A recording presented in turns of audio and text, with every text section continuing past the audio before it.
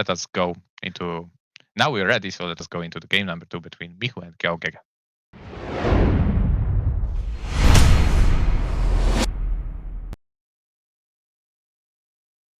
Okay, and we've got game number 2.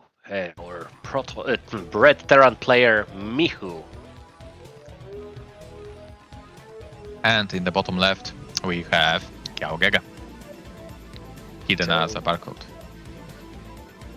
Yeah. I think the guys, both players played each other quite a lot.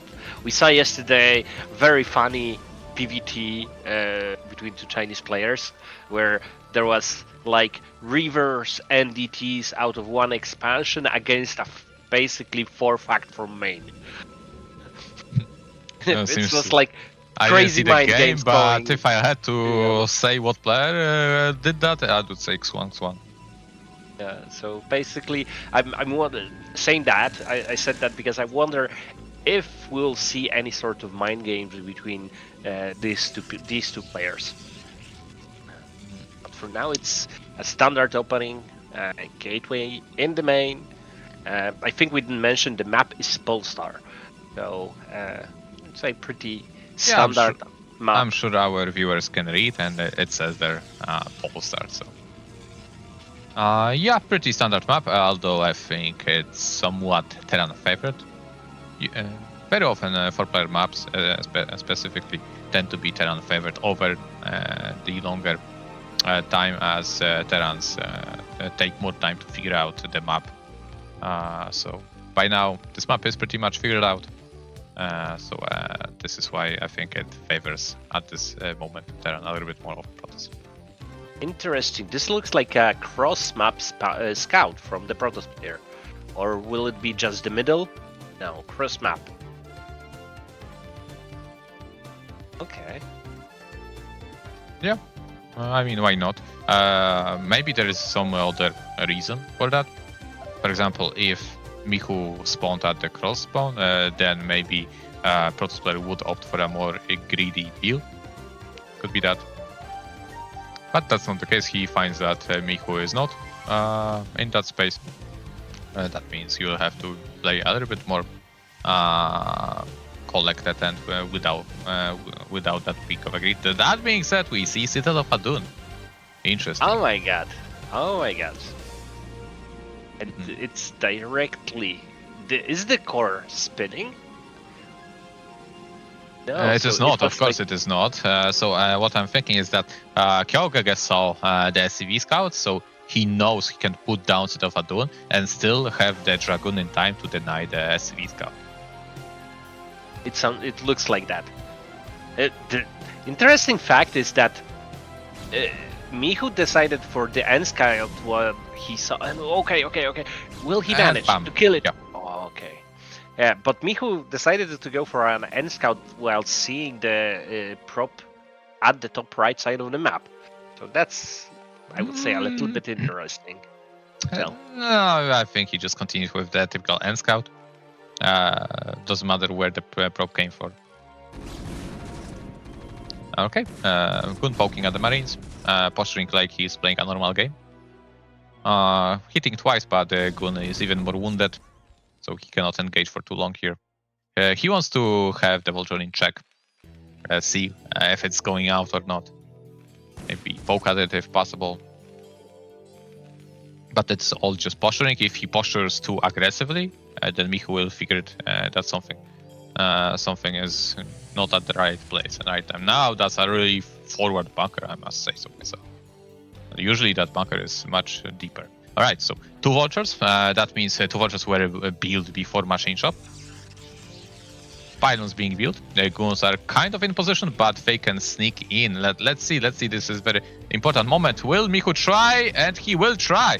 And he will get 1 Vulture, but more important, he will see. Yeah, I'm sure he put attention. DTs are already on their way. eBay just finished, and the 2 Vultures were killed. So there are gonna be no mines, or maybe will there? Maybe eBay just started. Oh. Mihu is trying to do a full wall-in. It is a full wall. Amazing. I cannot believe you can make such a full wall in with supply depot like that. Yeah. Crazy. Cool. Very cool. Never seen that. That being said, can this supply depot finish? No, it cannot. So the question is, how many? Where the here they are? The spider mines just being planted. One were killed. And good micro. Wow, amazing micro from the Protoss player with the DTs. Basically, Mihu is left with just 3 spider mines, but there are still even 2 goons. Right? Oh my god. Yeah, seems like QiaoGege has done it since there is just a single factory, so there are no units and GG is called. Amazing play, really good play.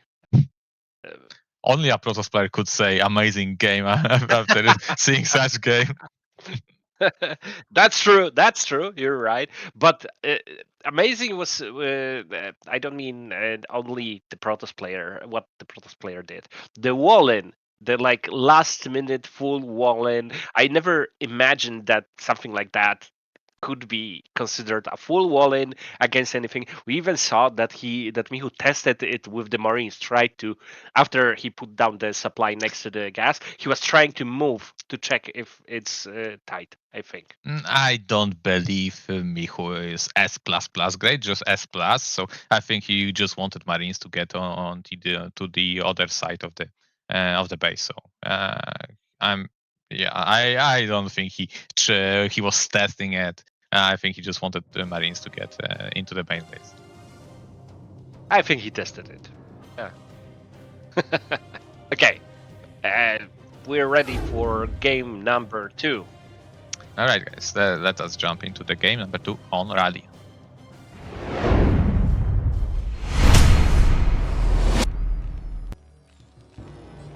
Okay. We've got our Terran player Mihu spawning at the top right side of the map, and the map is Radion. And we have QiaoGege spawning as blue Protoss in the top left corner. So, wait a second. I'm rooting for Mihu, am I not? Yeah, I think so. Damn it. Yeah, you're rooting for Mihu, because Mihu either way will be top 1, I think. He would have to lose all his games today, I think. Yeah, very unlikely, all things considered. Exactly. Okay, I see. Still. Okay, so we have what? Radion, another standard 4-player map.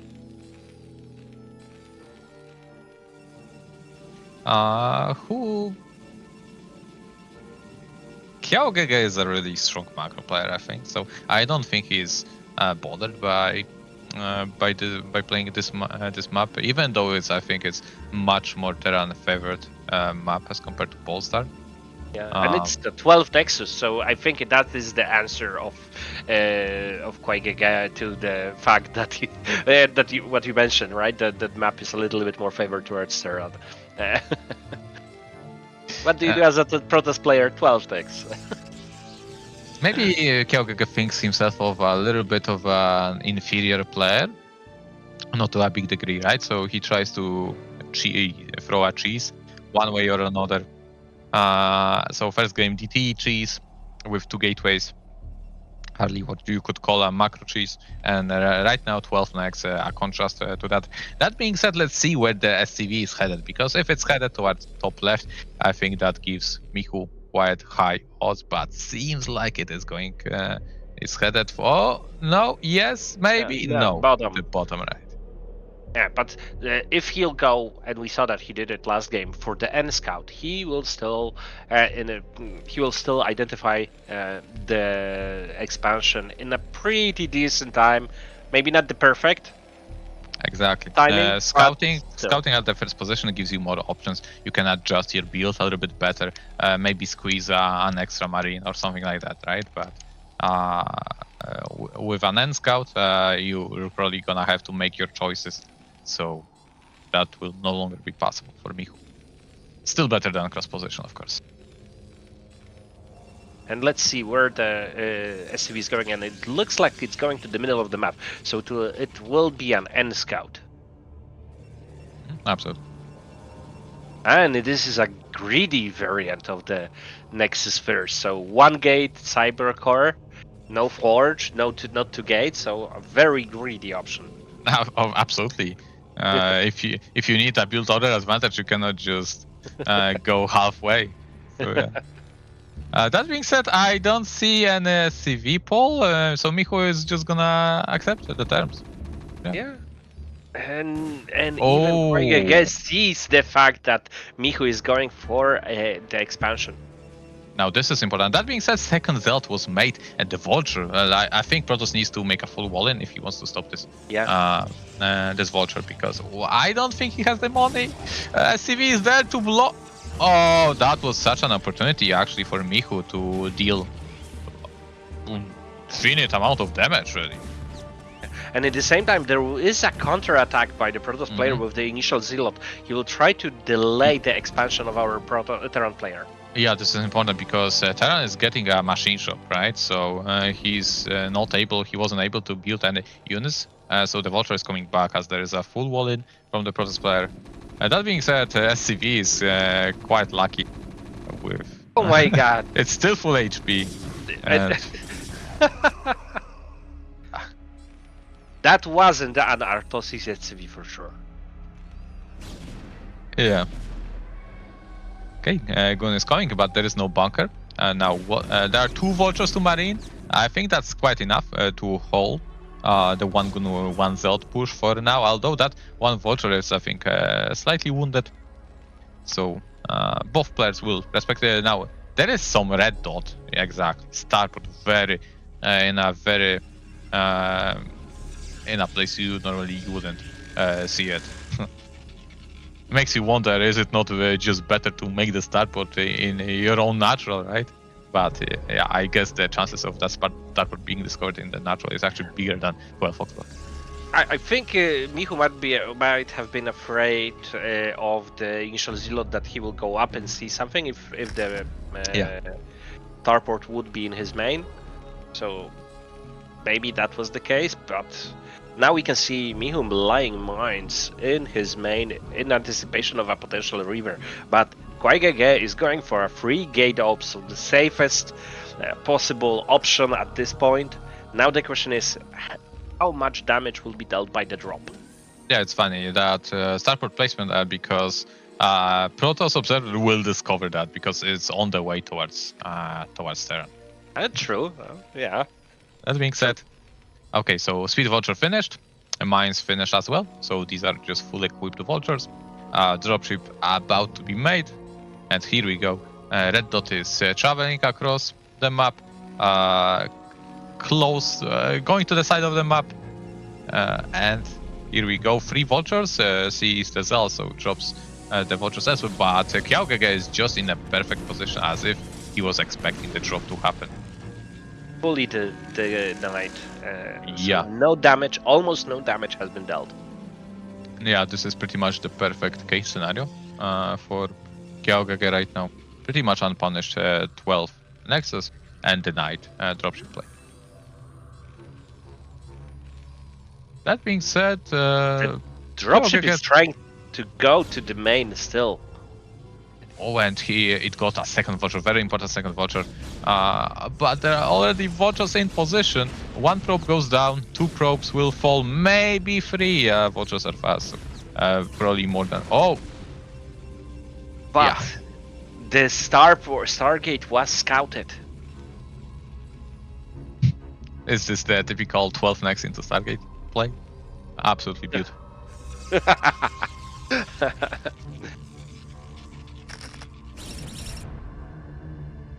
Fine explosion, nothing big as the Gun wasn't wounded. Here we go, the factory flood, probably in response to that Stargate. Mihu understands what he needs to do. And the answer is just 6 fact. Probably armor is there somewhere. No, actually, no armory. So I thought what we're gonna see is that we're gonna see 1-1 6 factory push, but Mihu I think wants to make it even faster push before any carriers are made. Yeah, so I was wondering if QiaoGege will still commit to carriers, because he could just switch to normal game, because one target is not that big of a cost, especially if you plan to go for example, for an arbiter instead. But no transition. Yeah. Interesting. Yeah, carriers were scouted. Doesn't matter. they're all the OP unit, right? But going back to the game, now the question is: will Mihu manage to deliver the timing push before the carriers will pop out? Yeah, I'm sure that's the goal. So now this is beautiful, because Terran We is see trying another to drop. drop exactly, but Oh, it's empty. it's fake. So maybe he was expecting Protoss to have an observer and react to it, but no. Oh my god, these tanks are without siege, and there are just 5 tanks. This is not that big number of tanks, so Mihu really needs to be careful. One goon for 2 goons. One tank for 2 goons. Not bad. Not Yeah, bad. this is, let me see, this is just one machine shop, right? So this will be very low tank count. The second machine just started. We see the first Goliaths popping out, or rather being ordered. So trying to intercept the probe transfer, and he did. Probes were forced to go back all the way to the natural. He's still dealing damage. At the same time, you could say Protoss is buying the time.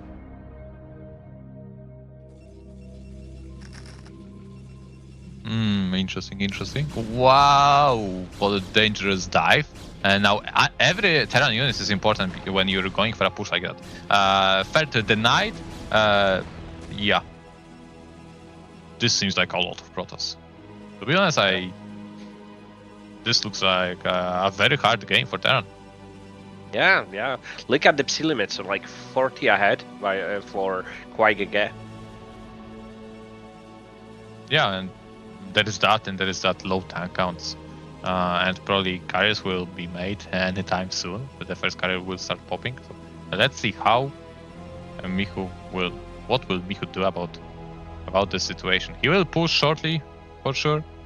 Now the question is... Yeah, I think he's trying to combine it with a drop. We saw a drop shoot next to the army, and thought he's... Yeah, okay, here. Again, faking it. Now this time it will get Protoss attention. The biggest attention. 2 carrier attention. Let's see. The next engagement is gonna decide it all.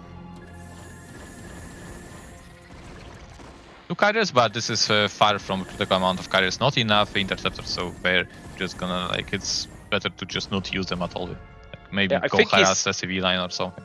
Yeah, because the leg speed... Oh my god, did it finish? No, the leg speed didn't even start. Here we go, the engagement, the weekend engagement. It's all gonna be decided over here. Is there just too much Protoss? Seems like there is too much Protoss, but tanks are strong. Are they that strong?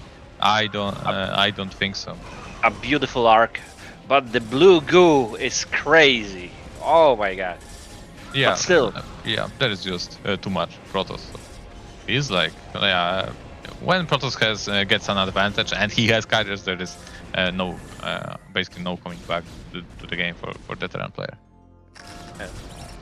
Now, probably QiaoGege will wait for the 2 additional carriers, and in the same time, he might even expand it again, because he denied the push. We saw that, and the CC was cancelled, right? So of course, there are no movements left for Terran player.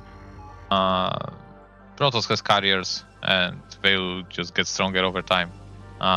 So Protoss actually doesn't have to do anything. You can just sit on 3 bases and just make observers in the case of a Wraith switch.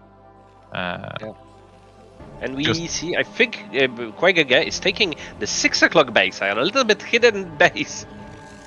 Probably doesn't want to deal with any vultures that are roaming the bottom left corner, so just build it there, like every lazy Protoss would do. Okay, and the psi limits still look pretty good for our Protoss player. Now the harassment with 4 carriers will start. There's that perfect cliff to utilize.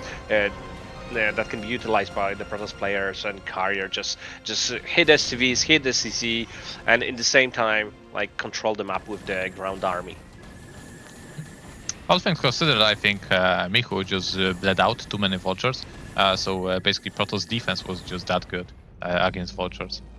So without all these vultures and potential mines that Terran could plant in front of the tanks, I think this all combined. Also, the question is whether Mihu should be really fighting in the middle of the map, right? Maybe it would be more profitable to use the edges around the 12 o'clock for his army.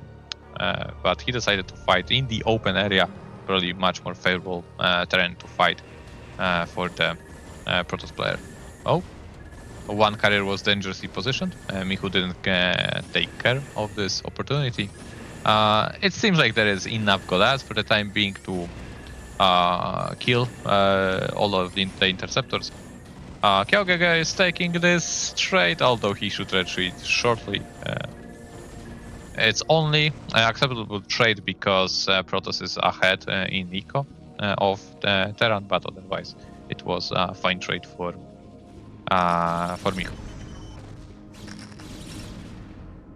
And that's why I always make up speed. Right. To avoid this kind of things. It's like you can lose in such a manner, such an easy manner, your army on those kind of mines because the observer is struggling behind. Yep. Like 2 guns is already worth more than observer speed upgrade. And we see QuakeGege is almost maxed out. Yep. Yeah, now that's what's interesting. What is gonna Mihu do? In theory, it feels like with the tempo on the map, like he wants to push out, but there is little reason for him to do that before he maxes out, right? So maybe he will first want to max out and then move out. But QiaoGege is not gonna give Mihu the time, so he's gonna continue harassing the natural. Now he's going back with even more interceptors, so it's gonna be even harder for Terran player to deal with all. Is he targeting the SCVs? Yeah, he is. Okay. Now that being said, this is what Mihu wants. Yeah. He's gonna kill all the interceptors, and this is the perfect time for Terran to move out. So if Terran player is looking for an opportunity, it's now. Interesting. Exactly, Mihu is moving out. So if he makes an incredible engagement, then who knows what happens. That being said, 7 carries are there. So here we go. Are we engaging? No, we're probably gonna just buy the time. Question is, where is Mihu gonna attack? Third base and natural, both at the same time, or is he gonna hunt the new base? I'm sure Mihu knows that there's a base somewhere.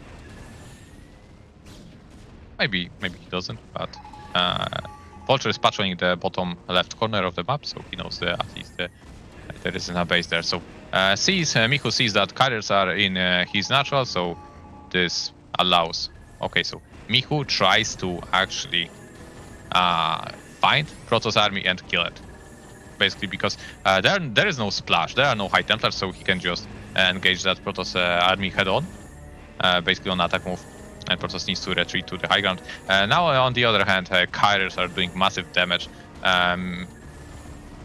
There isn't quite enough Godlads to deal with them. Upgrades are just 0-1, so they're not doing that superb with interceptors either.